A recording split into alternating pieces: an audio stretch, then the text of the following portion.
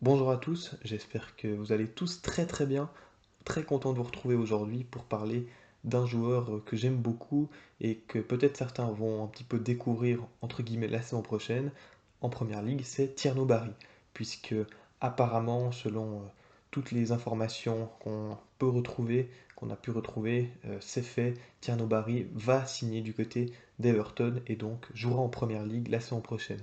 Je suis très content donc d'avoir l'occasion de vous en parler aujourd'hui, parce que c'est un joueur que je suis depuis un moment et que j'aime beaucoup. Donc on va se pencher un petit peu sur le joueur à travers des images comme d'habitude. On va voir notamment ses qualités, ses grosses qualités, et je vais aussi à la fin vous expliquer un petit peu pourquoi ça pourrait bien marcher dans le Everton de David Moyes. Donc pour les choses concrètes, peut-être très rapidement, le joueur n'a pas encore été officiellement annoncé par le club d'Everton, mais ça devrait se faire d'ici quelques jours, peut-être même quelques heures, peut-être qu'au même moment où vous voyez cette vidéo, Barry est un joueur d'Everton de manière officielle. Il devrait s'engager contre une somme avoisinant à peu près les 40 millions d'euros, peut-être un petit peu moins, 35 millions d'euros je crois, et il viendrait du coup remplacer le joueur sortant qui était en fin de contrat, qui était donc Dominique Calvert-Lewin. Alors je vous propose maintenant qu'on se concentre sur les images. On va décortiquer certains buts que Tierno Barry a mis la saison dernière du côté de Villarreal. J'ai pris les buts les plus intéressants. On a, je pense, le plus de trucs à dire qui montrent ses qualités et des qualités qui sont vraiment, je trouve, assez intéressantes pour un avant-centre. Alors, c'est un avant-centre aussi, je ne l'ai pas précisé, mais d'1,95 m, donc il est très grand, attaquant français de 22 ans, très jeune, qui a eu un parcours atypique, puisque je crois qu'il est passé par Sochaux et ensuite passé par le FC Bâle notamment, et du coup, la saison dernière, il a rejoint un des 5 grands championnats majeurs avec l'Espagne en signant du côté de Villarreal, où il a plutôt fait une très belle saison, je trouve. Donc, on commence tout de suite. Le premier but, c'est, je crois, lors de sa première rentrée en match officiel du côté de Villarreal, c'était contre le Celta Vigo, dans un match un peu fou que le sous-marin jaune a fini par remporter 4-3. Donc, on va parler de Tierno Barry sur ce match-là et de son but, notamment, qui est donc un but de la tête, on va le voir. Alors, il va tout simplement s'adapter. Vous allez voir, il y a un ballon qui sera amené dans la surface de réparation. Le ballon, peut-être qu'on ne le voit pas, on peut le deviner. Barry, du coup, se réoriente côté ballon. Il va toujours essayer de rester, regardez, dans son duel devant son défenseur. On voit là, il a un peu de marge, le défenseur est un peu loin. Mais il reste devant le duel. Il va attendre que la balle arrive finalement. Il se positionne dans les 5 mètres. Et voilà, toujours en positionné, toujours l'avantage sur le défenseur, même si le défenseur, pour le coup, c'est vrai, il était trop loin au départ, mais il fait attention de garder cet avantage. Le défenseur aussi n'arrivera pas à lutter, vous allez voir, contre Barry, du fait que c'est un joueur qui est très puissant athlétiquement, qui a une détente verticale assez impressionnante. Tac, le ballon arrive, tac, on le voit décoller, il prend le dessus sur son adversaire. Voilà, belle tête, beaucoup de casse, bien orienté aussi, assez puissant. Et c'est vraiment une de ses marques de fabrique, ce jeu aérien qui est très bon. Alors évidemment, il a le gabarit pour, mais il est aussi capable de bien placer ses coups de tête. Il est capable aussi donc du coup de mettre de la puissance dans ses coups de tête et surtout il est capable de garder un avantage sur un défenseur, de bien se positionner et de bien anticiper où le ballon va arriver. Ça, on va le voir à plusieurs reprises sur les images qui vont suivre. Comme ici, où à nouveau ce sera un but de la tête, où il va recevoir un ballon, cette fois-ci côté extérieur, qui va un peu plonger sur le but. Je crois que c'est Baena qui a fait ce centre, un très bon joueur aussi, qui va tout simplement centrer. Alors le ballon il est dans une zone parfaite, vous me direz pour un numéro 9, il ne peut pas demander beaucoup mieux. Barry va tout de même la finir proprement, cette occasion. Et surtout, ce que je disais quelques secondes auparavant, c'est que c'est un joueur qui anticipe bien où le ballon va arriver, il se place globalement assez bien. Et là, évidemment, pour lui, après, c'est plus facile, vu que il n'a pas besoin de se réajuster par rapport à la trajectoire du ballon, il anticipe où il vient, là, et du coup, il a un temps d'avance sur ses adversaires aussi. Et après, derrière, assez simple pour lui de marquer sur un caviar pareil, et en plus avec la qualité de ton jeu de tête. Donc ça c'est quelque chose qui, comme j'ai dit, est intéressant, ce côté athlétique, cette force physique de la nature, on peut presque parler comme ça, dans le jeu aérien, il gagne énormément de duels aériens. Je vous mettrai ces datas en fin de vidéo, vous pourrez voir que la data pour le coup le confirme que c'est un joueur qui est monstrueux dans les airs, un petit peu le roi des airs on pourrait dire en Espagne. Alors ici, là je crois que c'est vraiment la pire qualité du screen, je m'excuse. Il va à nouveau marquer un but de la tête, cette fois-ci le ballon vient de l'autre côté, tac, c'est le début de l'action. On voit Barry qui est positionné au point de penalty, qui va tout simplement tranquillement attendre que le ballon arrive. Là encore une fois, je pense que le défenseur il a un gap trop important sur lui, ça c'est peut-être quand même du coup, à prendre en considération pour nuancer un peu la qualité peut-être du niveau défensif et du coup peut-être le fait que c'est un peu plus facile pour Barry de faire mal sur ce geste, mais il va tout de même faire mal, vous allez voir, tac.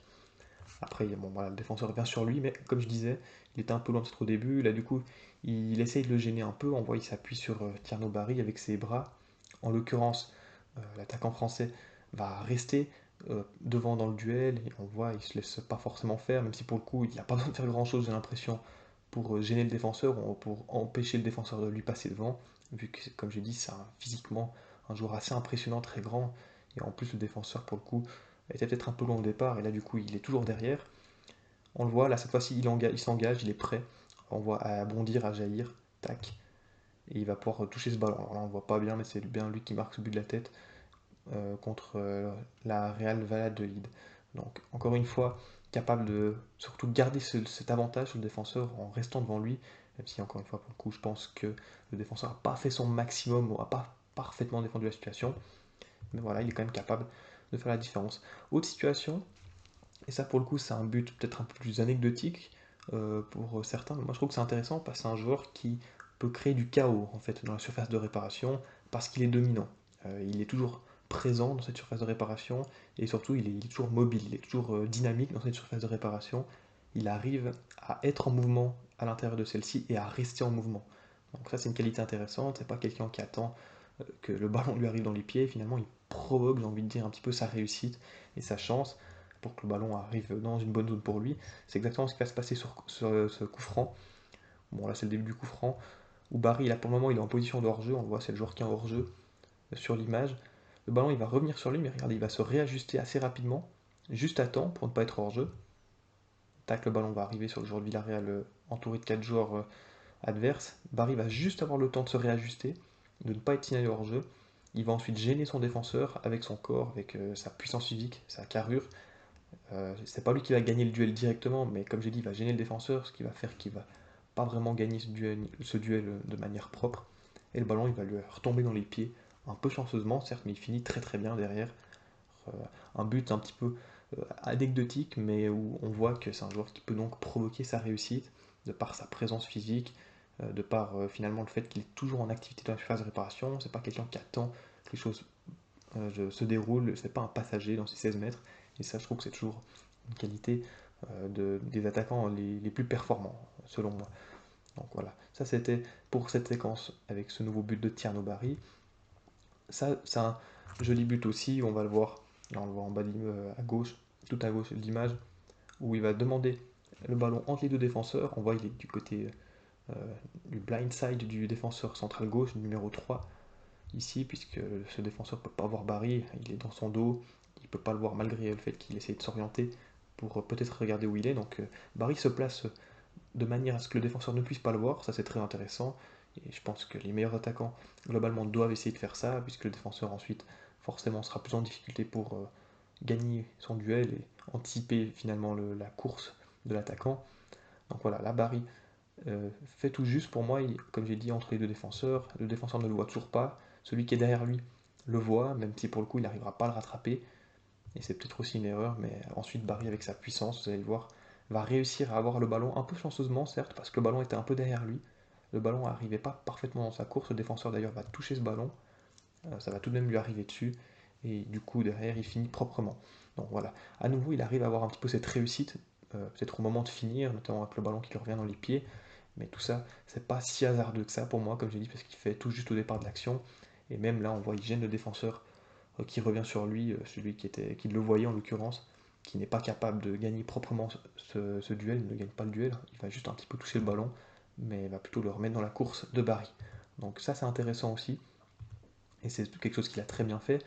Autre séquence à nouveau, où cette fois-ci il va recevoir un ballon dans un espace, c'est bien joué le Villarreal, je pense que c'est Baena dans le coup, probablement.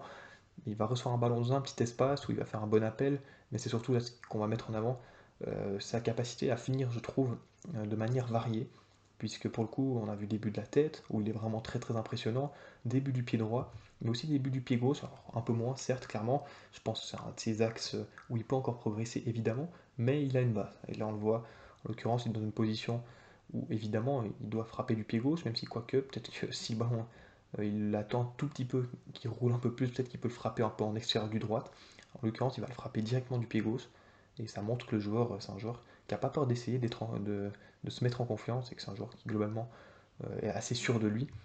Et donc là, il va marquer avec une frappe du gauche, toute simple, mais c'était surtout pour illustrer ça, pour le coup, puisque c'est pas un joueur encore qui marque énormément du pied gauche, mais déjà il y a quand même dans son répertoire le jeu de tête qui est très très bon, le pied droit et le pied gauche, il est aussi capable. Donc ça montre qu'il a un répertoire de finition, je trouve, assez varié, ce qui est toujours très très intéressant et très positif. Ok, on passe sur un autre but où cette fois-ci Barry, il va jouer en appui dans un premier temps, il va ensuite attaquer l'espace tout de suite, il voit que le défenseur peut-être ne va pas le suivre, qu'il y a une possibilité, qu'est-ce qu'il fait? Tout de suite il accélère de manière très très sharp, je sais pas comment trop le traduire en français pour le coup, mais très très direct, il perd pas de temps, il accélère, on voit, il prend tout de suite, regardez l'avance qu'il a, enfin le retard qu'il a au début, et comment il va rattraper le défenseur pour lui passer devant et gagner son duel.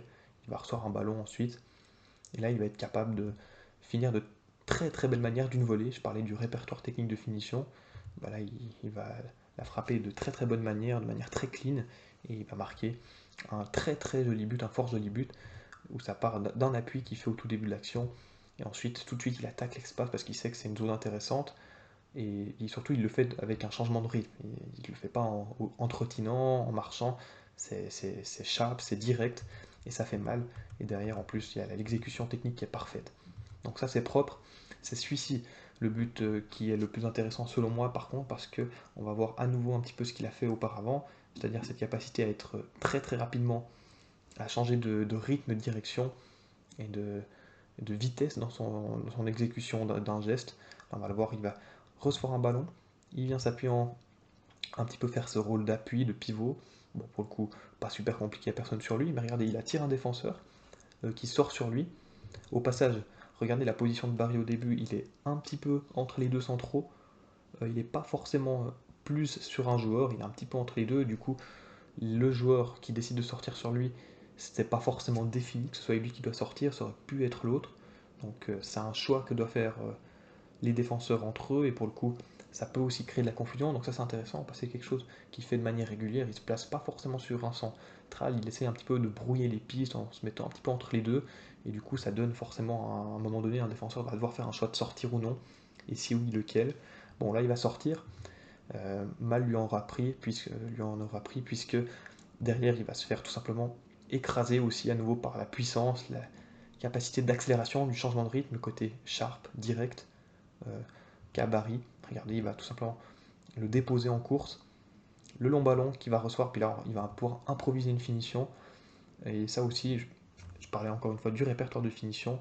Là, il arrive à improviser une finition. Regardez, le défenseur sort, le gardien sort aussi. Enfin, le défenseur est un peu battu, le gardien est en train de sortir. Il arrive à toucher ce ballon, puisqu'il n'y a pas besoin de faire beaucoup plus, vu qu'il n'y a plus de gardien, et il va marquer derrière. Mais moi, ce que j'aime beaucoup, c'est surtout le départ de l'action, comme j'ai dit, où il attire évidemment un défenseur, ça c'est bien, mais surtout derrière, il y a le changement de rythme, tout de suite pour prendre là, cet avantage qu'il a réussi à créer, il en profite pleinement, et en plus derrière, bah, il y a la qualité, le geste de buteur finalement, où il arrive à créer quelque chose avec un ballon pas forcément exceptionnel pour marquer, il arrive tout de même à marquer. Donc ça c'est fort, c'est très fort je trouve même. C'était la dernière séquence imagée que j'ai choisi de vous montrer. Donc voici la petite roue data de Tierno Barry, pour ceux que ça intéresse. Donc on voit surtout que c'est au niveau des duels aériens qui est absolument monstrueux, mais c'est pas un hasard pour ceux qui voient les matchs, c'est un joueur qui dans les duels est très très difficile à battre, de par sa puissance, mais même son jump qui est très impressionnant, il a une grosse détente verticale, et en plus il sait jouer de son corps s'il le faut pour prendre l'avantage dans des duels dans les airs, donc ça c'est très très intéressant. Il a aussi cette capacité de finition du pied droit, de la tête surtout, aussi un peu de pied gauche.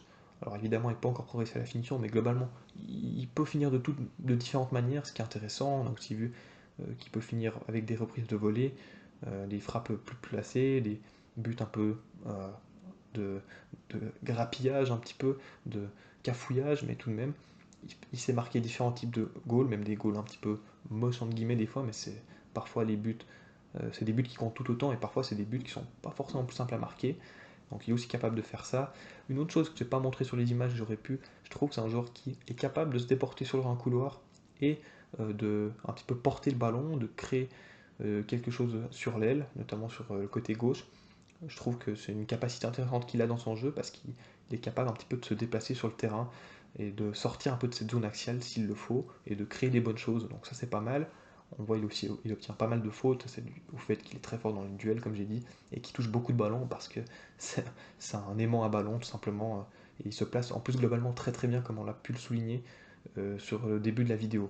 Donc ça c'est ce que je pouvais un peu dire sur Thierry Barry évidemment. Il est encore jeune, il y a encore la marge de progression, mais je pense que David Moyes il tient pour son Everton un très très bel attaquant. Euh, voilà, Everton c'est une équipe, peut-être que pour beaucoup c'est pas la plus intéressante, c'est vrai que c'est pas celle qui produit le jeu le plus expansif, mais c'est une équipe, peu ma foi, qui est très cohérente, qui a aussi connu une très très bonne deuxième partie de saison sous David Moyes, en étant beaucoup euh, plus solide défensivement déjà, mais aussi surtout beaucoup plus menaçant offensivement, en produisant un football assez simple, mais c'est ce qu'il faut finalement pour réussir à gagner des matchs. Et Thierry Barry, je pense qu'il va parfaitement aider David Moyes, parce que c'est un attaquant comme les aime David Moyes, un target man, qui va gagner des duels, qui va gêner constamment la défense de par ses courses dans le dos de la défense, parce qu'il court énormément, je ne l'ai pas précisé aussi, mais on ne le voit pas sur la data, mais c'est un joueur qui est capable de répéter les courses à haute intensité, vraiment de manière assez impressionnante, donc ça c'est aussi un gros point, en plus en première ligue, et il gagne des duels, il est bon dans les airs, il va pouvoir te marquer des buts un peu moches comme ça, et aussi qui comptent beaucoup, et il va pouvoir te créer du danger de par sa présence aussi. Donc je pense que c'est un petit peu le neuf idéal pour David Moyes, et je pense sincèrement que Everton tient un neuf que beaucoup d'autres clubs auraient aimé avoir, je pense, même des clubs du top 6 notamment. Donc ça c'est que mon avis, mais je le trouve vraiment très très impressionnant ce Tierno Barry, un joueur que j'aime beaucoup comme j'ai dit. Donc voilà, j'espère que cette vidéo sur Tierno Barry et Everton, et surtout du joueur, vous aura plu. Moi, je vous dis à très très vite pour de prochaines vidéos. On va reparler, je ne sais pas encore de quoi, mais il y aura de toute façon des sujets de discussion sur la première ligue notamment, parce que c'est un championnat où il se passe toujours quelque chose. Moi, je vous dis à très très vite. À bientôt.